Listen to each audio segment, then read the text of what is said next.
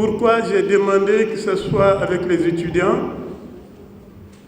Parce que l'étape où vous vivez aujourd'hui, le niveau de formation que vous avez, vous êtes l'ossature du pays. C'est avec ces mots que Abdoulaye Konaté, parrain du mois d'avril, a entamé cette deuxième conférence à l'endroit des étudiants. Partage d'expériences, échange autour de la culture, voilà ce à quoi les étudiants ont bénéficié. Il était surtout question de permettre au public d'être mieux imprégné de leur culture. Abdoulaye Konaté a surtout mis l'accent sur la formation ainsi que la maîtrise de sa culture et de ses valeurs. À un moment ou à une époque où l'intelligence artificielle fait émergence au niveau de la jeunesse, au niveau du monde entier, je pense qu'il est important que les jeunes prennent conscience non seulement du rôle qu'ils doivent jouer au niveau de la société, mais au niveau culturel. Donc prenez conscience, il faut étudier votre culture. Il faut connaître votre culture à fond.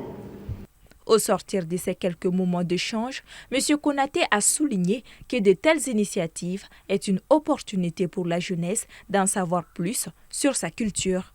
Le message essentiel pour moi, c'était l'importance de la culture au niveau des étudiants. La connaissance de la culture de leur pays, de leur continent, de ne pas sous-estimer notre culture, de ne pas banaliser notre culture, de n'avoir pas de complexe par rapport aux autres pays.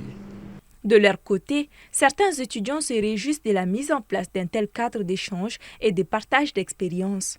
Pour d'autres, il faudrait aller au-delà d'une conférence pour mieux promouvoir la culture. Je suis vraiment encouragé à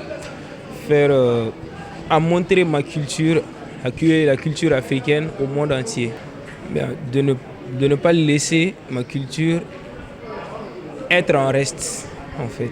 Ça permet d'améliorer les étudiants dans le domaine de l'art et de la culture, même si ce n'est pas satisfaisant pour ta propre personnalité. Voir que l'année a été décrétée l'année de la culture et que les écoles d'art ne sont pas dans le bain, c'est ce qui n'est pas du tout motivant. À noter que le concept du parrain ou de la marraine du mois est de désigner une personnalité pour chaque mois dans le but de partager son parcours, mais également aborder une thématique bien précise à un public large. Pour le mois de mai, le public accueillera Aminata Dramane Traoré pour toujours aborder des questions culturelles.